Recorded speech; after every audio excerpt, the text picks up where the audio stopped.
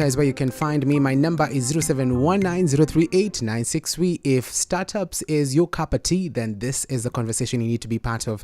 I'm chilling with the G himself. His name is Innocent, founder of a really interesting company, and he eats startups. So if you're worried, just give him a call. Mr. Innocent, did I gas you up so much? Did I overdo? Overdo kidogo. All right. So let's give a name. Say David.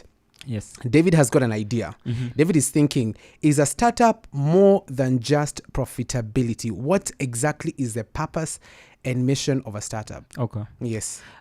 It's not just about profit. Mm-hmm. I know cash is king. That's Yes. for sure. Yes. But we have this new breed of startups that are very impact oriented. Yeah. Mm-hmm. And we've seen a new breed of investors. We call them impact investors. Mm-hmm. These are guys who invest in impact driven startups. Yeah. Yes. And those are, you can imagine your kawaida NGO as a startup. Yeah. Somebody trying to give access to water in Turkana, give access to electricity in some very rural area place. Yeah. Yes. So we have impact. So it's not just profit. That's Mm-hmm. part one. Part two is it could take really, really long before a startup makes cash at all. And this is truth you tell them. Yeah, this is the truth. Yeah. You face them with the facts that, listen, it could take some time before actually money starts streaming in. I mean, companies like Uber have never turned profit. It's been 14 years. I think they turned their first profit yesterday, if I'm not wrong. What? So you're coming into a market to disrupt. Yeah. Yes. So there's a lot of hurdles you come across. It doesn't mean that you're not making money. You have revenue. Yes. But profit is a problem. It could take forever. All right. Yeah. All right, interesting. So now our very own David here has got this idea. From your expert point of view, now you're walking them through now materializing it, establishing it. What are some of the key elements they have to consider from the beginning, from the get-go, until when they have like the established startup and it's up and running? According to us, we divide it into three things. Yeah. Right. Number one, problem. Number two, the solution. And number three, the team. Yeah. Okay. Problem first is how big is the problem? Is there a market enough to cater for? It could be a problem that only faces you and your neighbors. Yeah. Yes. It could be solved in many other ways. I'm not saying that it's not worth solving that problem, but from a startup point of view, yes, that could be just another small business. Then the problem very, very closely relates to the solution you're trying to build, and then finally is the team. Yeah.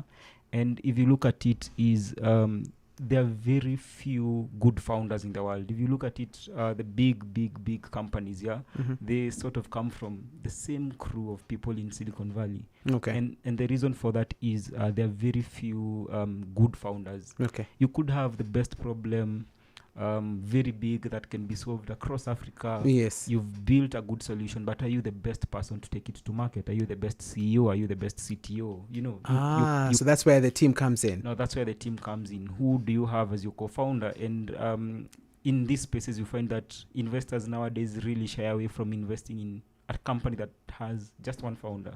Oh, yes. So where do you get your founders? Yes. What expertise are you looking at? How do you come together? We usually say getting a founder is like getting a wife. That relationship could determine whether you fail or make it. Yikes. Yeah. That's very important. That's very, very key. Take those notes down. Something else, and I'm curious to also know, is still on Matters founders. We've seen so many, startups that have got plenty of founders. And what about the sustainability of the workforce? Ama, you just share? Wow, interesting. So you can imagine you've come together, you've formed a company, or four of you own 25% each. You've started building. Obviously, this is not the best way to go around it, but it's a way. It's getting investor money, what we call VC money. So you have somebody giving you $1 million for 12%, whatever it is, depending on the valuation of the company. Then that money comes to run operations. Yeah. Yes. And one of the things that is included in that money is your upkeep. How does the founder keep paying himself, or keep, you can't be saying you're building a solution to change the world, yet you're sleeping outside. Exactly. Yes. And it's one of the things we are telling founders nowadays. As you even raise money, you need to say that 10% of this funding would go to sustaining the founders or the team for the first 1 year, the first 2 years. Yeah. Yes. And then at times, investors actually tell you we won't invest until you show us how much would go into sustaining the team. Oh, wow. But then we've seen other ways of starting out without really going through that route. You can join an incubator, you could join an accelerator, you could join a venture studio. And I think in my thoughts, a venture studio is the best, because a venture studio really gives you everything you need. Okay. And then what they do for you as the founder is they pay you some sort of salary. Okay. So as you're building your startup, you have a salary at the end of the month. So you don't really struggle to make it in life. Exactly. Yeah. Now that you've mentioned that a founder is very key, it could make or break the startup. Yes. What are some of the key characteristics of a good founder? You guys see these founders come through all the time. They produce the problem, the solution. They tell you, this is my home map, this is my plan. But then you look at the founder, you're like, is this one going to last 6 months or 10 months? What are some of those characteristics? And then you're like, this one is going to lead an exceptional, successful, startup. I wish it was cast in stone. I wish I could actually list, but then it's very broad, depending also on the industry, because number one is expertise. Are you the best person with the right skills to do that? Okay. Number two is teamwork. How good of a team player are you? Because if you're building a startup, you're probably looking at 50 to 100 employees in your first 3 years. You need to be able to handle them extremely well. You need to be able to solve their issues. You need to be able to address concerns. I think number three is your ability to communicate. I know a lot of tech founders specifically run away from being good communicators. But this is me, I can do technical stuff. Communication, yeah, but at the end of the day, if you're the founder, yes. The investor wants to know you, not your CTO, not your COO. Yes. I've had a few cases where somebody is trying to raise money, then they send their COO, they send the CFO, because they're not really good communicators. And it's very key for the founder specifically to be an extremely good communicator. Right. And I think finally it's just your ability to be very agile. Most founders sleep 2-3 hours a night, a day. You need to be extremely agile. You're building a startup very quickly. It's scaling very quickly.